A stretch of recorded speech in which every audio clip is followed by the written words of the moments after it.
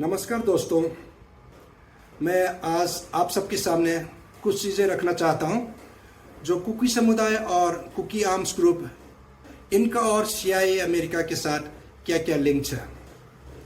ये बहुत जानकार लोग, पॉलिटिकल एनालिसिस, जियो पॉलिटिकल एनालिसिस लोग बता रहे हैं कि बहुत दिन से US एक क्रिश्चियन कंट्री फॉर्म करने के लिए कोशिश में लगे रहे हैं। एंड इसको मैं कुछ I will give you a sequence of events जो आप इसको कनेक्ट करके ये जो जियो पॉलिटिकल एनालिसिस लोगों का जो इनका कहना है इसको कहाँ तक सच है आप अपने आप एनालाइज कर सकता है। जैसे कि आप देख लीजिए 3 मई पिछले साल को एक सॉलिडरिटी मार्च ऑर्गेनाइज हुआ था by all tribal student union Manipur ने। एंड उसके बाद क्या chaos हुआ और the conflict started and still the conflict is on, ये आप सबने जाना है। ये घटना शुरू हुई थी 3 मई 2024 पिछले साल को।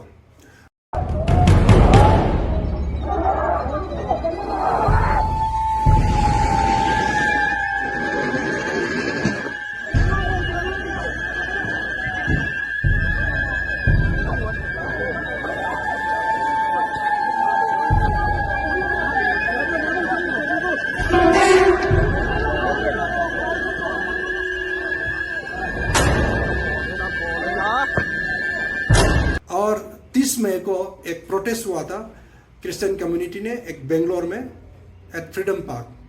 सो it indicates that the Christian community in India are also supporting the Kukis agenda without knowing their internal agenda of forming a separate country that's called Kuki land or Joga. And also आपने देखा होगा 4 जून को पिछले साल 4 जून को एक और rally हुई थी बेंगलोर में। Again they are raising voice for the Kuki community and saying that Kukis are the victims of this violence, whereas it is not. They have started the violence and the Meiteis are ethnically cleansed from their dominated areas like Churchandpur, More and the Kangpokpi. Of course, Imphal जो मैतेई समुदाय का maximum population है वहाँ पे इनका कुछ घटनाएं हुए, उसमें इनको भी काफ़ी नुकसान झेलना पड़ा और काफ़ी लोग घर छोड़ के भाग गए थे। और आप देख सकते हैं इस घटने के बाद 23 जून को एक नमटा करके एक ऑर्गेनाइजेशन फॉर्म हुआ है यूनाइटेड स्टेट्स ऑफ अमेरिका में। नमटा NAMTA, इसका फुल फॉर्म है North American Manipur tribal association.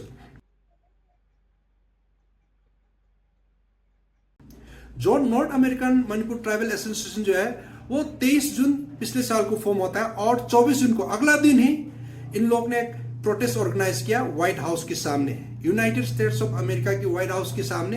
इतने सारे इकट्ठे होके एक प्रोटेस्ट ऑर्गेनाइज करना कोई छोटी मोटी बात नहीं है, ये बहुत बड़ी बात है।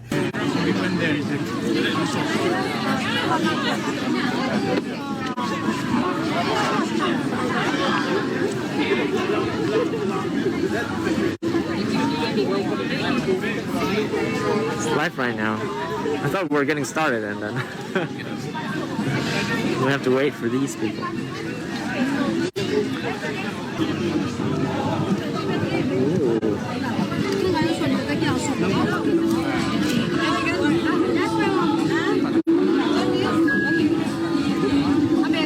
तो इससे क्या हमें समझ में आता है?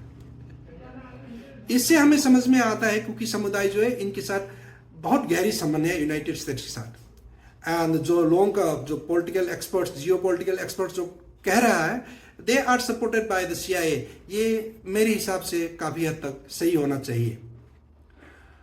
और उसके बाद 26 जून को एक आर्च बिशप केरला ने मणिपुर वायलेंस को एक genocide against the Christian minority करके इनने एक मीटिंग में बताया गया था, which is very unfortunate said, whereas it is not.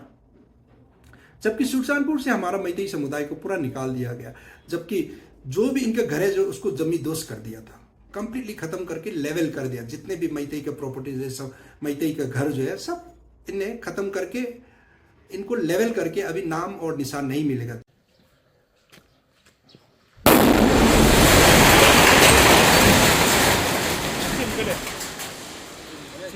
Chìm hồi ấy. Phuê phuê. Phu lọ.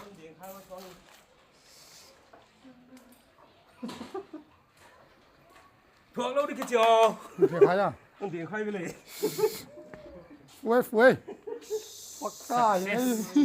mission complete I can show you the pictures. Imphal में जितने भी कुकी समुदाय के घर जो है अभी भी इंटेक है। और मैं 29 जून को पिछले साल एक world Kukis Zo intellectual council है, इनने एक मेमोरेंडम सबमिट किया था यूनाइटेड नेशंस में, और इनने मदद मांगा है इनका जो पॉलिटिकल एम जो उसको अचीव करने के लिए, to help them in forming a separate country.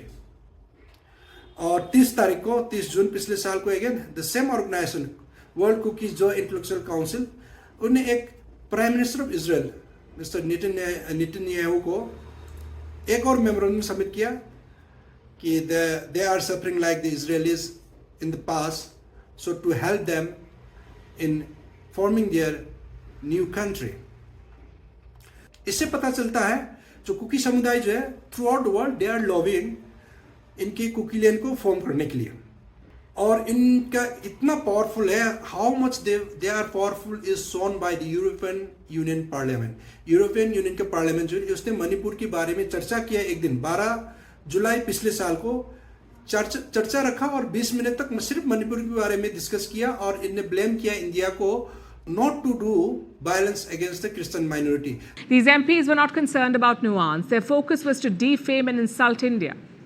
We listened to the whole thing and we identified three themes of what was discussed at the European Parliament. The first is to use Manipur as the symptom of a bigger problem. And what's that? The same old backsliding democracy argument. Listen to this. We should all be worried about the worsening human rights situation in India. Freedom of press has narrowed.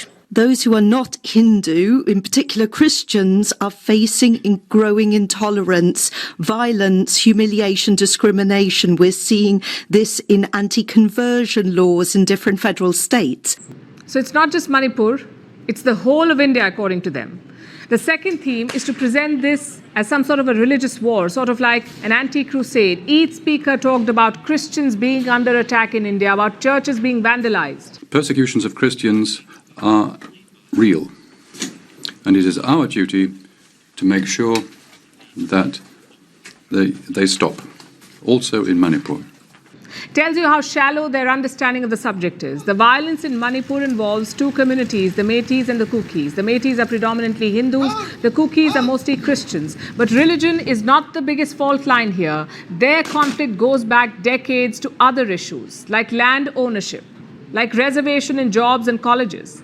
Clearly, the European MPs are not aware of this. And जबकि मणिपुर में Christian is not minority, Christian जो है अभी majority में है, they are 52% of the total population, और 8% Muslim है, तो 60% हट गया। If we divide this Manipur population religion wise, then 40% belongs to the Sanamahi and Hindu Sanatan. Sanamhi and Hindu Sanatan are different religion. So 40% is the composition of Sanamhi and Hindu Sanatan. So इनका कहना जो है, जो कुकी लोगों का, they are the minority Christian, ये गलत है. Meiteis are the minority right now in Manipur. और उसके बाद 19 सितंबर को they have a conference at UN office supported by the World Evangelical Alliance. On 19 September 2023, they had a conference at United Nations office supported by the World Evangelical Alliance. And we're here at the United Nations to raise awareness of the atrocities against the Kuki-Zomi people of Manipur, India. We're excited to be here. I think it's very important to share our plight to the world, and this is the right forum. Welcome everyone to our side event, The Crisis in Manipur and the Implications for Human Rights in India. I welcome everyone on behalf of the World Evangelical Alliance and the Coalition for Minority Rights, all our partner organizations representing diverse religious and ethnic groups. Now I will move to our panel in the room. I am very grateful to have with us now, who will be sharing with us, Ms. Florence Lowe. The world evangelical alliance जो है इसने एक support किया है और इनकी बातें को दुनिया के सामने रखा कि मणिपुर में कुकी क्रिश्चियन को हिंदू लोग अत्याचार कर रहा है करके, जबकि ये ऐसा बिल्कुल नहीं है। द मैतेई क्रिश्चियन जो है मणिपुर का, वो लोग भी कुकी समुदाय ने इनको भी छोड़ा नहीं है, इनके चर्चेस जलाया गया है, इनको भी मारा पीटा गया है। और 30 सितंबर पिछले साल को नमता के एक लीडर ने एक कनाडा के एक गुरुद्वार में, जो निजर जो है खालिस्तान लीडर एक जमाने में वहां पे चेयरमैन होते थे, वहां पे इनने भाषण दिया और कनाडा को रिक्वेस्ट किया है कि they should intervene in this matter.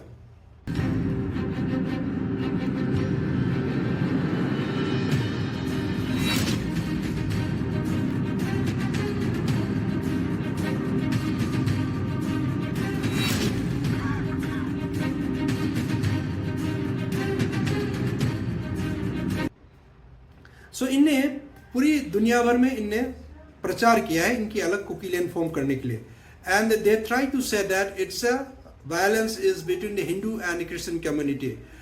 This narrative of Hindu versus Christian was bursted by the Manipur Meitei Christian community, and a lady from Mizoram clearly said in the United Nations one of the meetings that it is not the violence is not because of a Hindu and a Christian. She explained the problems. The present conflicts needs to be seen through the prism of complex ethnic relationship. One of the main reasons of this conflict is over land rights and controls and ownership of the land between the two communities. Therefore, the narrative peddled by international medias have been that the Manipur conflict is of religious nature holds no ground. The truth is that the conflict cannot be described as religious conflict between the majority Meitei and minority Christian Kukis, since the Nagas, who are predominantly Christian, are not participants to the conflict, not to mention part of Meitei population also practice Christianity. और हमने देखा है पिछले मई में 29 मई को बांग्लादेश की PM Sheikh Hasina की उनकी स्पीच में हमें पता चला कि the American CIAs are trying to form a Christian country by taking some part of Bangladesh, Myanmar and India. Let us watch the video of some of the experts telling about this formation of Kuki land or Jogam supported by the United States of America. America आज की date में cookie national army के साथ मिलके cookie चिन tribes जो हैं उनको एकजुट करके एक क्रिश्चियन लैंड बनाने की कोशिश कर रहा है। बैकग्राउंड वर्क ये चल रहा था कि जो मणिपुर है वहाँ से अमेरिका अपने ऑपरेशन ऑलरेडी रन कर रहा था। वहाँ पर जो कुकियों का एरिया है उस कुकियों के इलाकों में वहाँ पर उसने अपना एक बहुत बड़ा एसेट जिसका नाम है PS हाउकिप उसको नर्चर करके रखा हुआ है। कुकी नेशनल आर्मी का वो लीडर है। अमेरिका का एजेंडा वो मणिपुर में चला ही रहा था। वहाँ से ये सारे लोगों ने एकजुट होकर एक नया गेम प्लान रचने की कोशिश करी। गेम प्लान कुछ ऐसा था कि बांग्लादेश में अगर शेख हसीना नहीं मानती है तो उसकी सरकार के खिलाफ प्रोटेस्ट इंजीनियर किए जाएं। छात्रों का ये जो प्रोटेस्ट था बड़े लंबे समय से पीसफुल तरीके से हो रहा था, इसको वायलेंट बनाने की कोशिश की गई। शेख हसीना ने ये बात पहले भी बोली थी कि अमेरिका यहाँ पर एक क्रिश्चियन लैंड बनाने की कोशिश कर रहा है जिसमें वो टेरिटरी बांग्लादेश, भारत और म्यांमार की तोड़कर ये लैंड बनाएगा। और वो लैंड अब बनाने के लिए अमेरिका को और सहमति मिल गई है और ये लैंड आज की डेट में जो बनेगी इसका नाम रखा जाएगा आने वाले समय में जोगम, क्योंकि ये जोगम एक शब्द जो आता है जो से, और जो है एक ऐसा कॉमन टर्म है जो कुकी, चिन और जो ट्राइब्स के लिए प्रयोग किया जाता है। इन सारे ट्राइब्स को क्लब किया जा रहा है और ये सारे ट्राइब्स आज की डेट में अमेरिका के इस गेम प्लान के साथ समर्थक है। So the point is, the Americans are concerned that the Americans have already made a huge mistake when it comes to China. They aided and abetted and midwifed the rise of China, and they want to make sure they don't let this happen again when it comes to India. So India, they see India as a long-term adversary. especially a nation that refuses to be a Western stooge, a nation that has an independent foreign policy, a nation that still has an ancient polytheistic culture. How dare we have that? So they will do their best to destroy India. Right now, they're containing India, they're encircling India. Eventually, they want to destroy India, balkanize India. They want to balkanize India. So you can expect various kinds of destabilization activities to happen in India over the next 2, 3, 4, 5 years. Okay, and the illegal immigrants will be very much part of it, because these illegal immigrants, when we talk about illegal immigrants, who are we talking about? We're talking about Bangladeshis, between 50 to 100 million. We're talking about Rohingyas who have been coming in since the 2010s. And we're talking about maybe 1 million cookies who have come in the past whatever period of time. So these people have no allegiance to India. They have no affiliation or anything to do with Indian culture, and they can be activated. So when we want to destabilize the nation, you have 100 million foreign infiltrators in the nation, illegals, then yeah, you can activate those assets to destabilize the nation. It's going to happen in the next 2-3 years. Student protests in various parts of India. We will also have the farmer protests reactivated and various other kinds of protests. So it will not be a coup d'etat, but it's going to be the Americans will try and destabilize the nation step by step by step by activating various assets and networks of assets that they have. US कई सालों से कोशिश कर रहा है बांग्लादेश के Saint Martin island को बांग्लादेश से एक्वायर करने का, ताकि वहां पर एक नेवल बेस बना सके, इंडिया और चाइना दोनों पर निगरानी रखने के लिए। शेख हसीना ने बार बार इस बेस को यूएसए को देने से इनकार किया है, क्योंकि शेख हसीना ये नहीं चाहती कि बांग्लादेश यूएस और चाइना के बीच की आर्म्स रेस में एक प्यादा बन जाए। शेख हसीना ये भी चाहती है कि अमेरिका उनको डिक्टेट ना करे कि बांग्लादेश की पॉलिसी क्या हो, बांग्लादेश एक इंडिपेंडेंट फॉरेन पॉलिसी या नेशनल पॉलिसी चूज करे। शेख हसीना ने यह भी हिंट किया था कि यूएसए शायद भारत और बांग्लादेश को काट कर एक बफर स्टेट बनाना चाहता है, जहां पर यूएसए का स्ट्रेटेजिक इन्फ्लुएंस रहे और चाइना और इंडिया दोनों के पास एक अमेरिकन प्रॉक्सी स्टेट बने, ताकि दोनों देशों को कमजोर किया जा सके और दोनों देशों पर निगरानी रखी जा सके। इस अलेजेड देश को कुकी लैंड कहा गया है। कुकी लैंड इंडिया में मणिपुर, नागालैंड, असम और त्रिपुरा और मिजोरम के कुछ पार्ट्स को इंक्लूड करेगा। बांग्लादेश में चिटागोंग हिल ट्रैक्ट्स और म्यांमार में छिंदविन रिवर, नंतलित रिवर और चिन स्टेट के कुछ हिस्सों को इस्तेमाल करके बनाया जाएगा। कुछ लोगों का मानना है कि मणिपुर में जो कॉन्फ्लिक्ट हो रही है कुकीज और मेतीस के बीच में, उसमें भी जो क्रिश्चियन कुकीज हैं उनको अलेजेडली CIA से मदद मिल रही है। So उसके बाद Sheikh Hasina, she was thrown out of the power. Student protests followed by the military coup of the Bangladesh government. And in India last year on 3rd May 2023, we have seen a students' solidarity march organized by all tribal students union Manipur. And उसके बाद क्या chaos हुआ and the ethnic classes started, ये हमने देखा है. Is it an indication that PS Housekeeping KNA supported by CA of the USA is a de facto proxy prime minister of New Cookie Land? This is the question asked by so many people and so many experts. So I request, I beg to the government of India to take appropriate action in time, otherwise it will be too late. Because अभी मैतेई समुदाय को छोड़, मैतेई समुदाय तो जा ही नहीं सकता चुरचानपुर में और बाकी कुकी कम्युनिटेड एरिया में। बाकी जो नागाज एंड बाकी नॉन कुकीज जो है, इनसे भी टैक्स कलेक्ट करना चालू कर दिया है चुरचानपुर में। They are collecting 100 rupees for entry and another 100 rupees for exit from each and everybody who is entering to their territory. Reno in a treat to Bahabiti Ahuise Tuzampur Sang, but Ahu takes low haba. Ahuise Chama. Gari Masinga Miyamada Chama low Halakpada Chama Halakpada Chama.